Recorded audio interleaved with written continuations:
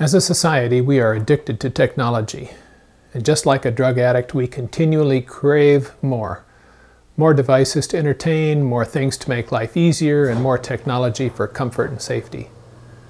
When you stop to think about it, you begin to see that each new technology is linked to existing technologies, creating a network that is interdependent. However, a serious flaw of this interdependency is that a glitch in one aspect of a network can often lead to a catastrophic failure of the whole system. I am here to suggest that the technology that Americans most depend on is the one that is most at risk, and that is our food production system. To see what could happen, let's look at an analogy. Let's compare our food production system to the device you are currently using to view this video. A computer or smartphone can become completely inoperable due to any one of a number of causes, such as a battery failure, a virus, an overheated chip, or something as simple as a broken connector. Yet the system we depend on to get food to our table is also subject to failure due to simple causes. Every phase of growing food, processing it, and delivering it to community stores is dependent on our communications, banking, energy, and transportation systems, which all become increasingly more likely to fail over time as further technology and interdependency is added. A famine is not something most Americans have ever experienced. The reason we haven't seen a widespread failure of our food production system in the U.S. is that in the past, families and communities have had sufficient agrarian roots and the know-how to be self-reliant and self-sufficient. But about 50 years ago, things started to change rapidly. Now, for the most part, people no longer know how to grow vegetables or bake a loaf of bread, and in many cases they don't even know where their food is produced. And yet the majority of Americans, and you may be one of them, still find it hard to believe that a food shortage could happen here. This attitude isn't unusual, as we all have what is called a normalcy bias, or a tendency to believe that our future will be much like our past. But if you examine the situation closely, as I have, I think you will see that one of the greatest risks right here in the United States is a serious food shortage.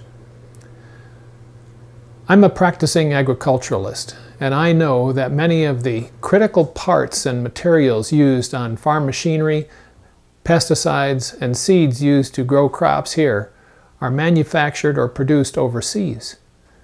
If those materials or repair parts are not available through normal channels, the whole system ceases to operate. And if the system isn't brought back online in just a few hours, it is unlikely to recover in time to prevent mass panic by the very people who depend on it to get food to their table. If you refer back to my analogy of the interdependency of the components within a computer or cell phone, you would see that this is not as improbable as you might think. Because our food production system is becoming ever more tightly linked with energy, communications, and transportation technologies, it becomes more likely to experience a failure, not less likely. I believe that our food production system is now so complex that its eventual failure is only a matter of time. If you are skeptical, let me remind you that there are quite a number of plausible events that could result in such a catastrophe. For example, all phases of our food production system rely completely on the electrical grid. The grid is very vulnerable to being taken offline for considerable periods of time, or even irreparably damaged by engineering or equipment failures, terrorism, cyber attacks, or, in a worst-case scenario, a massive solar flare. Our food supply could also be directly impacted by terrorism. This is a whole lot easier than you might think. Shortly after 9/11, I served on a panel investigating possible malicious attacks on the American agricultural system. The panel concluded that the ways our food system could be compromised are just about as numerous as the number of different products you find on the grocery shelves. For just one example, look up Tylenol Scare 1983 in Wikipedia and then draw your own conclusions about what could happen to our food supply. Other events that could bring our food production system to a halt include natural disasters such as earthquakes, droughts, or a delayed planting or harvest due to excessive rains. Computer viruses in our banking or communications system, a failure of our credit system, and a trucking strike lasting more than a few days could also bring everything to a standstill. And of course, the really bad news is that because most of our population has very little food stored, civil disorder would soon follow. A study of community readiness by federal agencies has indicated that the maximum amount of food stored locally and available to the average community is about 5 days or less. So regardless of how full the grocery shelves appear, they will be emptied in a matter of hours, maybe minutes, as people panic and realize that no more food will be stocked. For a recent example of how people respond to an emergency, we only have to look at what happened in Atlanta, Georgia just prior to the ice storm of February of this year. Undoubtedly, I have painted a very bleak picture with extremely dire consequences. However, there is a growing list of expert economists, scientists, and policy strategists that agree with me. The probability of a monumental failure of our food supply continues to increase as more technology is linked to this interdependent network. So what can you do? First, develop a survival mentality. We should prepare ourselves by becoming aware of what could happen when the food supply is cut off.